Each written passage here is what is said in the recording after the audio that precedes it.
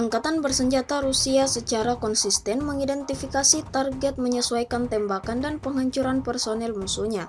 Terbukti dalam sebuah rekaman yang ramai beredar di media sosial Telegram pada Kamis 24 Oktober 2024. Awak senjata 152 MM2S19 MSTAS dari kelompok pasukan Donetsk menghancurkan kendaraan lapis baja, posisi yang dibentengi dan peralatan lainnya dari angkatan bersenjata Ukraina di arah Kherson. Sebagai hasil dari pengintaian, sebuah rumah kosong ditemukan berisi kaum nasionalis Ukraina yang sedang bersembunyi di dalamnya. Awak senjata self-propelled MSTAS berbaris ke posisi menembak lalu membidik, menyerang titik kuat dan menghancurkan personel angkatan bersenjata Ukraina secara brutal, seperti yang terlihat dalam rekaman.